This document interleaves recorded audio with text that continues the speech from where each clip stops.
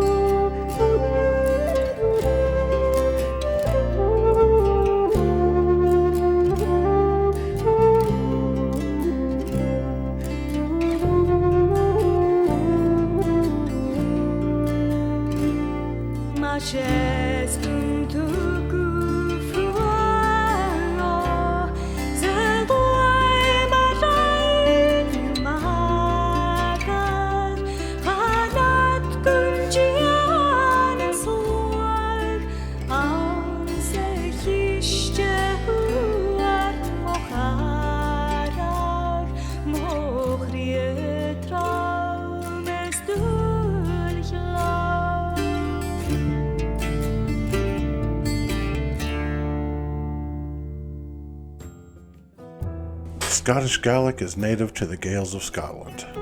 Scottish Gaelic developed out of the Old Irish, and learning this beautiful language can be a direct link to your Gaelic ancestors. Follow along in Feuchamaich Beagan Gaidhlig, and like I said, let's try a little Gaelic. Coineaneach, Coineaneach, rabbits, rabbits.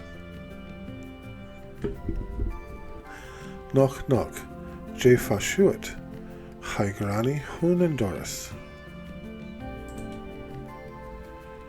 Jeva an ach Coineaneach, Coineaneach more. Truatishjach horsgrani. Huchgrani big ya. Chekanish horsgrani. Ach kado. Yalav a Coineaneach. Ach maha. Nach vorig uw horst I. Hatel an een bakse aan oicheshin. Ach anse vatim. Va een bakse lan Coineaneach. Ishin beka Coineaneach.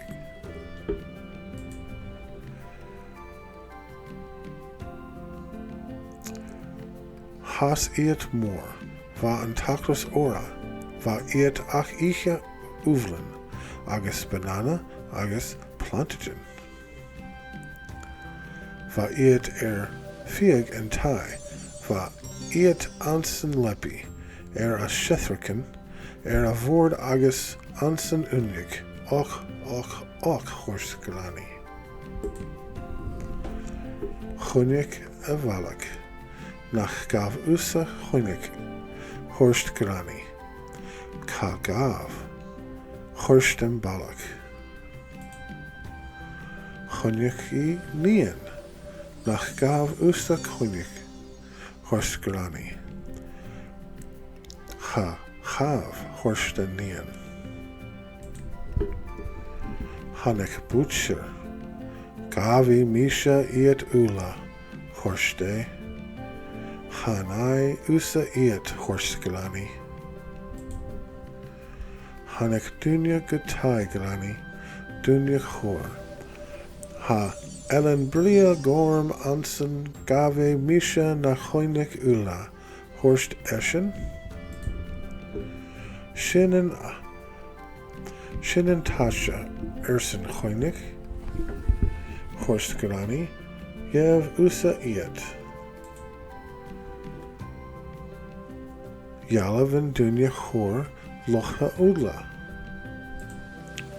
Agus hook look, bata j, Coineaneach hun en Elen vria chorm akka hain. Wow.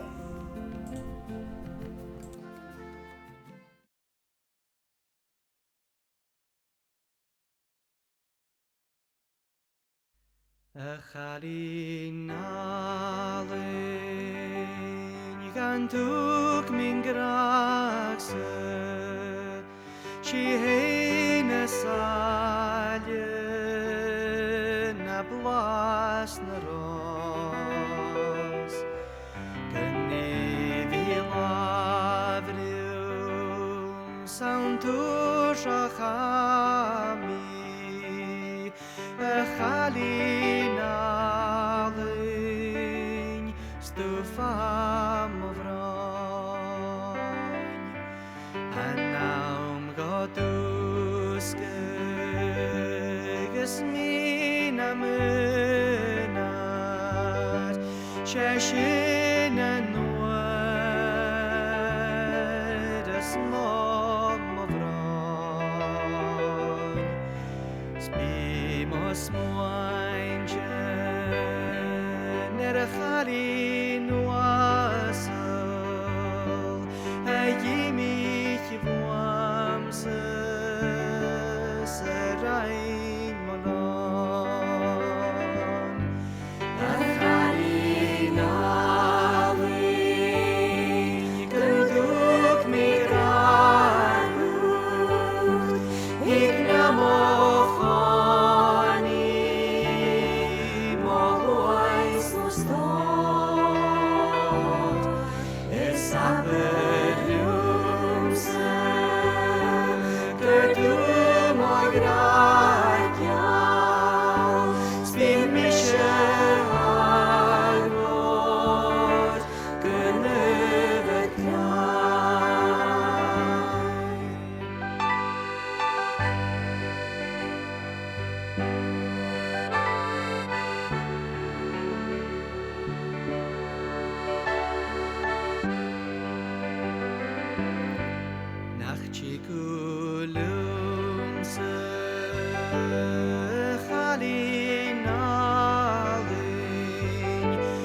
Shiadi brach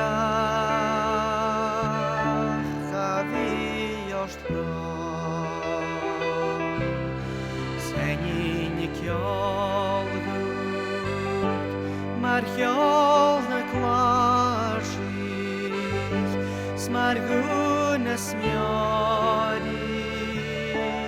en druch kenjot Achalina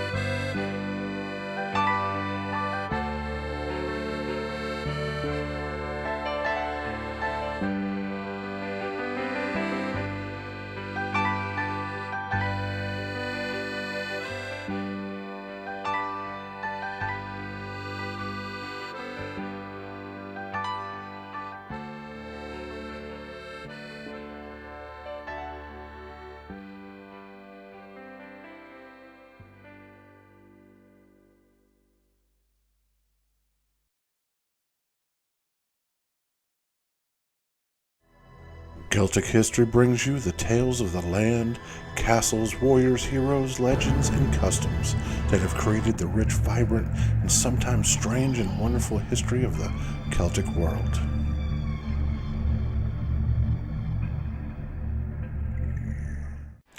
Celtic Badass of the Week showcases a person of Celtic heritage each week. Those who exemplify the give no shit attitude and come out on top. They may come from our past or our present, but rest assured they come from all walks of life and legend. They are men, women, even old ladies and pirate queens. Now you don't have to be a muscled up Celt in a fur kilt swinging a mighty sword. You can just be a 4'11" Welsh woman and suffragette who knows jujitsu. Now most of these badasses are all too real, and while some of these are only legend, they're badass legends. The only prerequisite is Celtic blood and badassness. Alright, this week's Celtic badass, Black Bart. Now if you took the exceptionally infamous pirates Blackbeard, Annie Bonny, and Edward Lowe, combined them all into a cutlass-swinging mayhem and murderific all-star piracy dream team, and heaped their dozens and dozens of captured, plundered, burned, and mutilated enemy ships into one gigantic towering scrap heap inferno of twisted timber and shattered femurs, that super skyscraper of carnage still wouldn't even come close to the number of vessels that fell victim to the single most successful pirate to have ever sailed the seven seas, and that badass pirate would be the infamous pirate Captain Bartholomew Roberts. a booty-snatching terror of the Spanish Main, also known as Black Bart. Now, the undisputed king of swashbuckling and scurvy cutthroats and brutal murderers, he decorated his ship with the hanged corpses of his mortal enemies. He was a hardcore sea reaver who terrorized merchant shipping and painted the Atlantic Ocean blood red from Canada to Madagascar.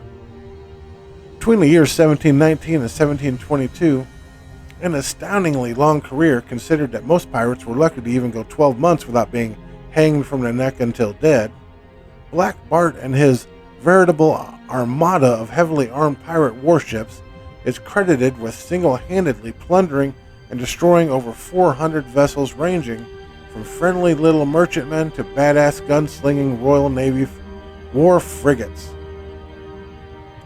He took on Portuguese treasure fleets, attacked Dutch colonies, and even assimilated a vanquished French warship into his pirate fleet. No other pirate and crew in European history even comes close to a badass record like that. Now, despite sporting a super sweet, dastardly sounding nickname like Black Bart, Bartholomew Roberts honestly wasn't what you'd expect when you think about how dangerous he was. This Welsh gentleman was tall, attractive, good with women, drank a nice warm cup of English breakfast tea every morning, and enjoyed walking the deck wearing an expensive red silk coat and a super fancy hat that was so awesome he exuded badassery. Even his nickname, Black Bart, is believed to have come from his dark, swarthy complexion rather than his murderous tendencies and unquenchable desire for endless vengeance and plunder. Hell, Black Bart didn't even really want to be a pirate in the first place. This hard-working guy originally tried to be a legitimate sailor, working as second mate on a slave ship called the Princess of London that operated out of West Africa. When his ship was overtaken and captured off the coast of Ghana by the already infamous dread pirate Howell Davis in 1719, Bartholomew Roberts gave everyone the finger and refused to join the pirate crew, despite their none too polite invitation, I am sure. Now, it was only really when some dude with a hook for a hand threatened to cut Robert's balls off and use them to chum the waters for great whites that Robert suddenly had a change of heart and decided to join Davis's pirate crew as navigator. Like, why didn't he just ask? Now, Robert's skills at running a ship, experience as a former legitimate nautical officer, and red-hot temper that exploded with the fury of 1,000 gallons of liquid hot magma quickly earned him a place of respect among his newfound pirate friends. And thanks in part to Robert's sailing expertise, this new crew was able to launch a successful attack on a Dutch merchant ship that just so happened to be carrying the Governor Accra and his personal cache of 15,000 pounds worth of silver coinage. Now, it would be one of the biggest hauls in history of European piracy, and Roberts had only been on the job for like a week and a half. Not long after that, Captain Davis got the brilliant idea to start shit with the Portuguese island of Principe, a small port off the southern coast of Nigeria. Now, it didn't work out all that well for him, and Davis put on a disguise, sailed into shore, walked right up to the island's governor, pretending to be a pirate hunter looking for the Portuguese help. Now, Davis's plan was to trick the governor into coming aboard his ship, capture him, and hold him for a huge ransom. But some asshole tipped the governor off about the plan, and instead of pulling off a sweet kidnapping extortion plot, Captain Davis was unceremoniously gunned down by Portuguese infantry right in the middle of the governor's palace. Now, Black Bart, he had been a pirate for merely 6 weeks. He was already so popular with his men, though, that they voted him to replace Captain Davis's captain, Captain Bartholomew Roberts. His first unofficial order was to send a nice little thank you note to the governor for accepting his tip about Captain Davis, but his first official order was to avenge Captain Davis's death, and do it Charles Bronson style. Now, screaming in the battle with 2 flintlock pistols and a terrifying-looking cutlass, Black Bart led his men storming into town, destroyed the garrison, threw all the fort's cannons into the ocean, shelled the town with a couple broadsides of raking cannon fire, and set 3 Portuguese trading ships ablaze in the harbor on his way out of town. From that point on, Black Bart Roberts was officially at war with every single person on Earth, including at times members of his own crew. Now Roberts, he set sail for Africa, crossed the ocean, the Atlantic Ocean that is, and started stirring up shit in South America. Off the coast of Brazil, he caught a super lucky break and just so happened to run into the Portuguese treasure fleet, 42 ships filled to the brim with gold and silver from the New World. Now, unwilling to take his 26-gun vessel against the 2 massive 70-gun Portuguese warships that were escorting the fleet, Roberts instead hatched an awesomely diabolical plan. First, he ran a Portuguese flag up his mast, fell into formation with the fleet, and sailed up to the smallest little ship he could find. He got real close like he was just going to say, "Hey, what's up, dudes?" And then at the last second, him and his pirates, they jumped over to their ship, threatened to kill everybody on board if they didn't tell them which vessel had the treasure on it. So they could loot and plunder. So once those dudes pointed out the main treasure ship, Black Bart sailed right up to it in broad freaking daylight because he had ridiculously gigantic Black Bart gonads. Now, he boarded the thing at the head of a swarming mass of badass cutthroat pirates, captured it without firing a shot, looted 90,000 gold coins from the ship's hold, and then peeled the hell out of there before 2 hulking battleships could get close enough to fire on him. Besides, the crap ton of gold, the crown jewel of the hull, was a fist-sized blood diamond hand-cut as a present for the King of Portugal that was probably worth more cash than you'll make in your entire life. And because Black Bart was the big pimp in town now, naturally he wore this priceless hunk of gemstone on a chain around his neck for the rest of his life. Now, not long after this epic haul, some of Robert's crew mutinied and tried to take off with the big portion of his hard-plundered gold. So in order to keep his men in line moving forward, Black Bart set up a well-defined series of pirate rules that still survive to this day. He promised that every man on crew was guaranteed to have a vote on important subjects and an equal share of the loot, but also said that there would be no women or gambling on the ship, no drinking below decks after 8, and if you wanted to fight a fellow crew member to the death, you had to do it on land and not on the ship. Roberts naturally didn't always adhere to the rules himself. One time a crew member was pissed at him, so he ran the guy through with his sword right then and there. When another crew member mentioned, "Hey dude, that kind of goes against your rules," Roberts ran that guy through as well. So in case you're curious how badass pirates can be, a second guy responded to being impaled by punching Roberts in the face.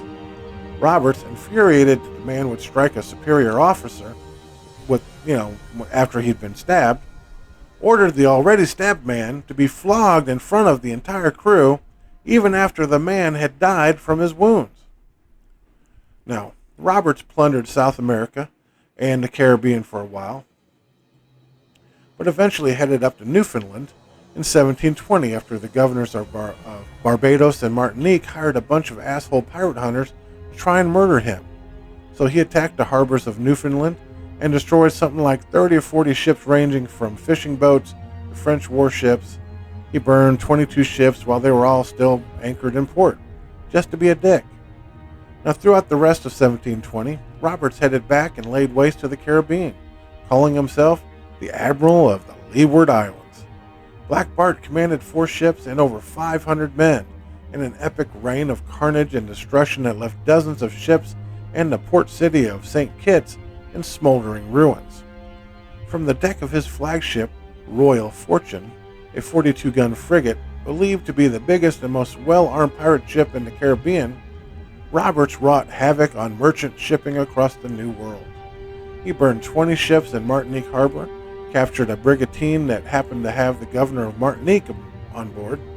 Roberts then spent the next couple of months sailing around with the governor's dead body suspended above the ship's deck as a warning to others.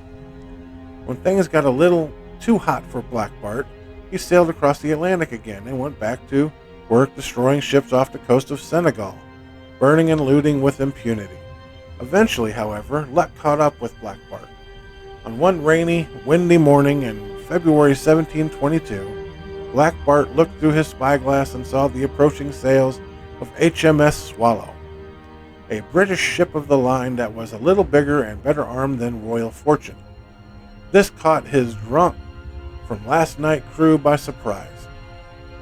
He ordered them to man their guns and go toe-to-toe with the Royal Navy warship in the battle of their lives, but the Swallow closed in on the Royal Fortune, appearing through the mist, rain, and wind, and quickly pulling even with the notorious pirate vessel, unleashing devastating broadside cannon fire just as his crew was getting to their guns and puking. Black Bart returned fire, ripping apart the air with the sound of over 40 cannons belching out grape-shot cannonballs and other horrible things, but to no avail. No sooner had the smoke cleared than Captain Bartholomew Roberts was found slumped over the gunwale of the ship, his throat torn out in a blaze of glory by a screaming burst of jagged grape-shot pellets. His men dumped the 40-year-old captain over the edge into the ocean, and following a standing order not to let enemy capture his body, they all surrendered Royal Fortune shortly after, and the British Crown ensured that every man would be, well, hanged. And that was the last of the great pirates, and by far the most successful badass pirate ever.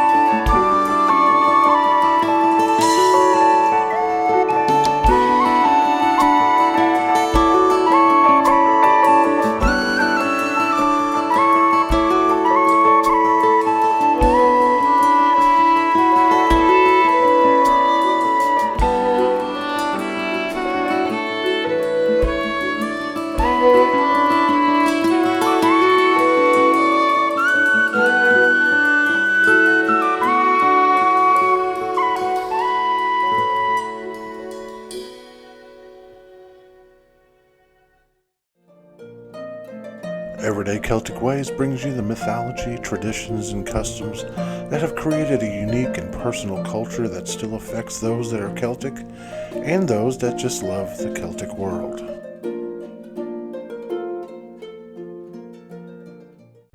The Celtic world has more than its share of the supernatural, legends, and myth, which sometimes cross the line into reality. I tell those tales here on Dark Celtic History. The Wulver, Shetland's kind and generous werewolf. The Shetland Islands lie some 104 miles northeast of Scotland. Now they form a part of the division between the Atlantic Ocean to the west and the North Sea to the east. Humans have lived in Shetland since the Mesolithic era period, and there are over 5,000 archaeological sites all over the islands. Now these islands were colonized by the Norse during the late 8th and 9th centuries. Shetland remained under Norwegian influences until Shetland became a part of Scotland in 15th century.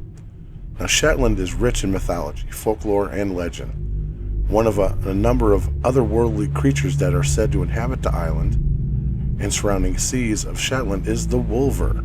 Now the Wulver has some similarities to a werewolf in that it is part human and part wolf in appearance. However, unlike most werewolves, the Wulver is not a shapeshifter. It has never been a human being and does not turn into a wolf-like creature at the times of full moon.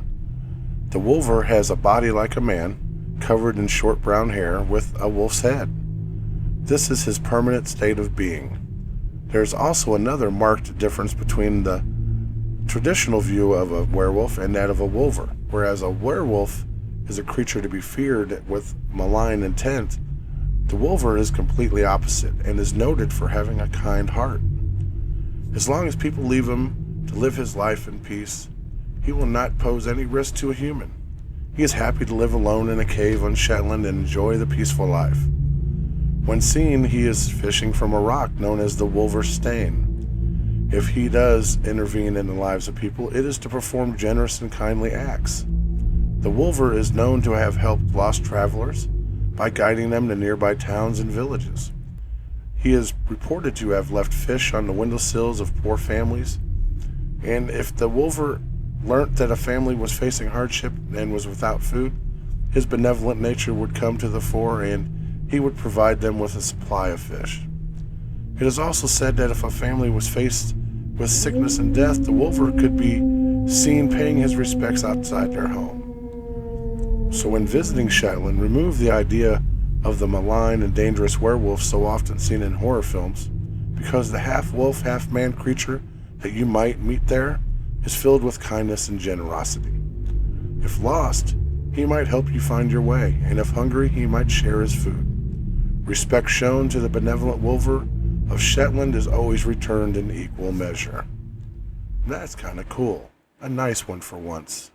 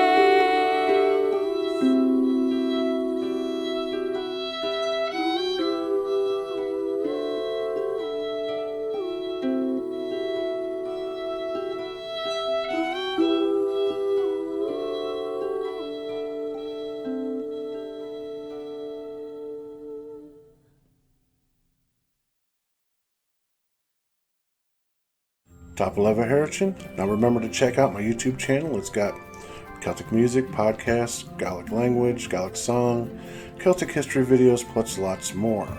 And my Facebook group where you can give me your inputs and insights on all things Celtic. Goodbye, Apple Baby. Masha Weave. Goodbye, everybody. But I'm going to let you go with a song.